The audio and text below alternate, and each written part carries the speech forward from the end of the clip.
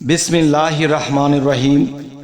হে সমস্ত জগতবাসী, আজ আমি শামীম আলী চিশতি আপনাদের সামনে যে আলোচনাগুলো নিয়ে আসলাম, অবশ্যই আপনারা দেখতে পেয়েছেন থাম্বনেইলে লেখা আছে সাবধান, এই কাজগুলো করবেন না।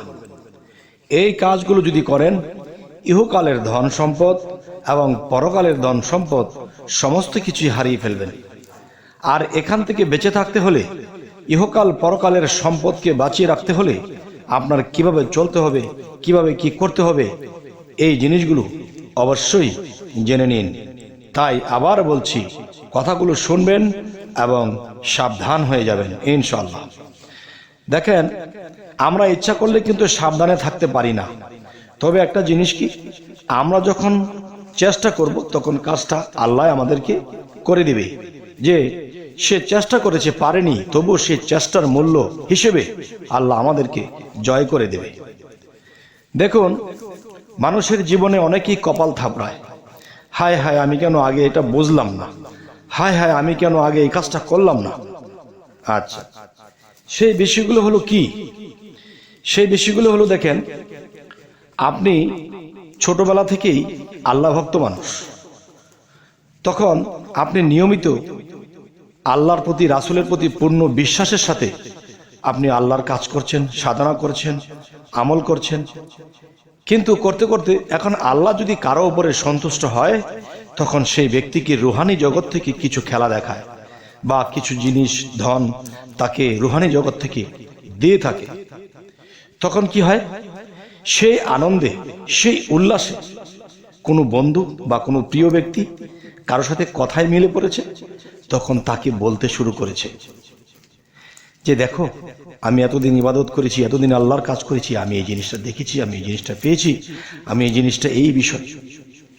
তখন দেখেন, যখন যে ব্যক্তিটি শুনবে, হয়তো আপনি দেখতেছেন তার আপনার প্রিয় বন্ধু, কিন্তু প্রিয় বন্ধু আপনার এই কথাগুলো শুনে যখন বলবে হিস, তখন আপনার ভিতরে চলে যাবে ভিস। তখন কি হবে? তখন আল্লাহ আপনার প্রতি নারাজ হয়ে আপনার যে ধনগুলো ছিল, আপনাকে সন্তুষ্ট হয়ে যা কিছু দিয়েছিল, তা আল্লাহ কেড়ে নেবে।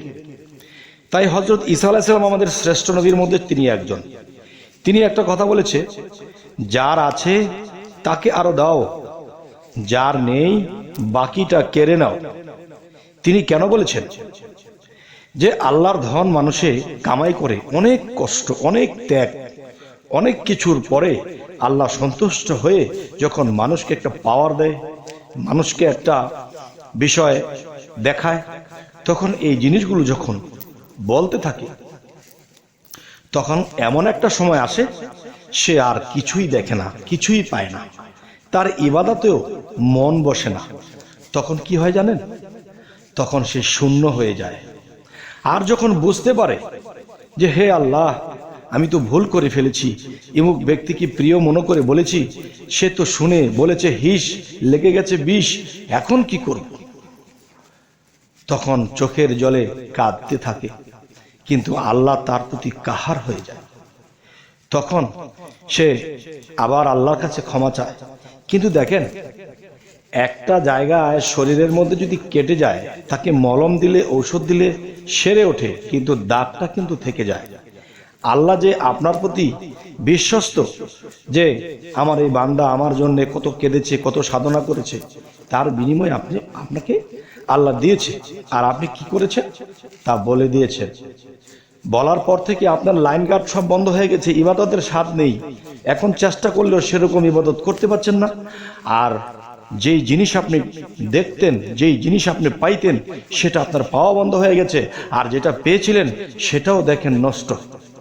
হায় রে জীবনের কষ্ট, কপালের অদষ্ট, কি করলাম? মানুষ জন্মে হয়ে এসেছিলাম শ্রেষ্ঠ, এখন তো দেখতেছি হয়ে গেলাম পথভ্রষ্ট। তবে হে সমস্ত জগতবাসী, আজকের কথাগুলো মানুষের জীবনে বিশাল সাবধানতা। আজকের এই সাবধানতা যদি কারো জীবনে ধরে রাখতে পারেন, মাথার মস্তিষ্কের মধ্যে জ্ঞান খাটিয়ে বিশ্বাসের সাথে ধরে রাখতে পারেন, তো ইনশাল্লাহ এই জগৎ থেকেই আপনারা মুক্ত লাভ করতে পারবেন এবং আল্লাহর সাথে বিলীন হতে পারবেন। দেখেন, আমি একটা সহজ ভাষায় একটা কথা বলবো। সেই কথাটি হলো, দেখুন, যে আপনি পৃথিবীতে কাউকে মনে প্রাণে ভালোবাসেন এবং যাকে আপনি ভালোবাসেন সেও আপনাকে মনে প্রাণে ভালোবাসেন।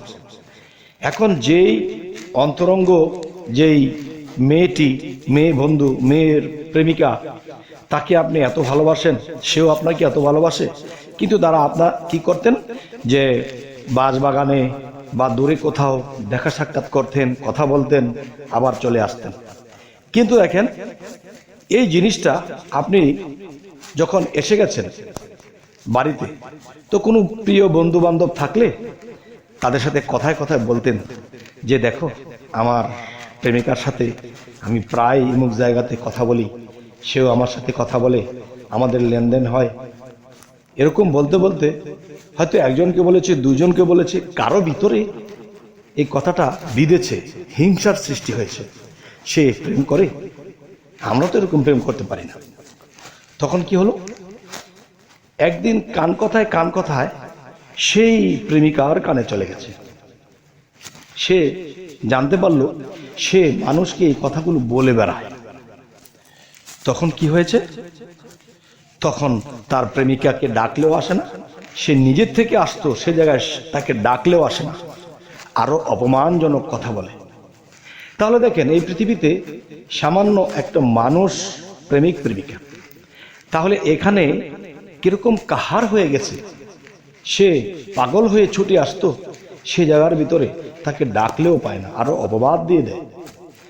তাহলে এই পৃথিবীর সমস্ত স্রষ্টা, সমস্ত সৃষ্টির স্রষ্টা যিনি আল্লাহ, তিনি যদি কাউকে ভালোবাসে, কারো কর্ম আমল ইবাদত ভালো লেগেছে, যদি কাউকে দেখা দেয় বা নূরের সাক্ষাৎ ঘটিয়ে দেয় বা নূরের ঝলক দেখায় বা বিভিন্ন কিছু তার তরফ থেকে দিয়ে থাকে, আর সেটা যদি মানুষকে বলতে থাকে, তখন কি হয়, তখন আল্লাহ সমস্ত কিছু গুটিয়ে নেয়।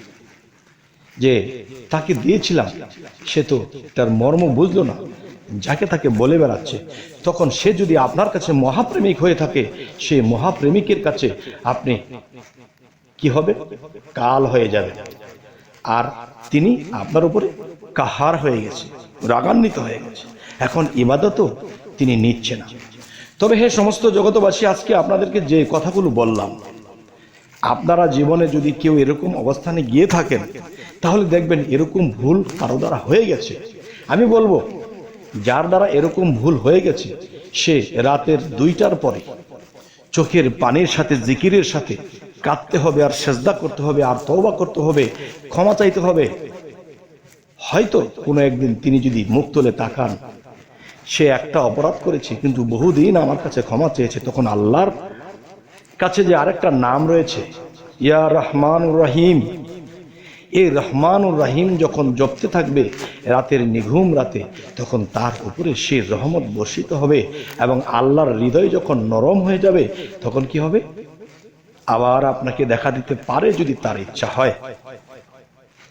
তবে হে সমস্ত জগতবাসী, আরো একটি বিষয়, যে ওই যে বলেছি যে ঘাস হেরে যাবে কিন্তু সেই গায়ের যে দাগটা থেকে যায়, তো এরকম যেন কারো না হয়। যদি কারো এরকম হয়ে থাকে, তাহলে এই কাজগুলো করুন, আবার ফিরে পেতে পারেন তার দয়া হলে। আর যারা এরকম অবস্থাতে আছেন, তার দর্শন পাচ্ছেন, তার নূর দেখছেন, তার থেকে পাওয়ার আপনি পাচ্ছেন, আল্লাহর অনেক গুণ আপনার মধ্যে দান করতেছে, অফ, একদম অফ। আপনি যদি অনেক ধনী হয়ে থাকেন, আপনি যদি বাহ্যিক জগতে অনেক ধনী লোক হয়ে থাকেন, তাহলে আপনি গরিবের হালতে থাকবেন এবং মোটামুটি ভাবে মানুষের মাথায় হাত বোলাবেন এবং বাম হাত দিয়ে তাকে দান করবেন, ডান হাত যেন না জানে। গোপনে উপকার করেন, অনেক ধনী আপনি, কাউকে বুঝতে দিন না আপনি এত ধনী। আপনি গরিবের হালতে থাকবেন, গরিবের দুঃখগুলো বুঝবেন, তখন কি হবে, আপনার এই পৃথিবীর ধন সম্পদ হালাল হবে এবং এই পৃথিবীতে আপনার সম্পদ ঠিক থাকবে এবং সেই পরকালের সম্পদও আপনার ঠিক থাকবে। তখন কি হবে, আপনি আল্লাহর কাছে দুইটি দিক দিয়ে প্রিয় হয়ে যাবেন। তবে হে সমস্ত জগতবাসী, আজকের সাবধানতা সম্পর্কে কথা বললাম এবং এই পরামর্শগুলো আমি দিলাম। এই কথাগুলো কি আপনাদের ভালো লাগলো নাকি খারাপ লাগলো? অবশ্যই আমাকে জানাবেন। এবং কি ধরনের আলোচনা চাইছেন সামনে তাও জানাবেন। এবং আরও একটি বিষয় হলো যে আমাদের এই চ্যানেলটিকে সাবস্ক্রাইব তো করবেন, যদি ফেসবুক হয় তবে ফলো করে নেবেন, আর সামনে ভালো আলোচনা যেন নিয়ে আসতে পারি। তো সকলেই ভালো থাকবেন। আল্লাহ হাফিজ।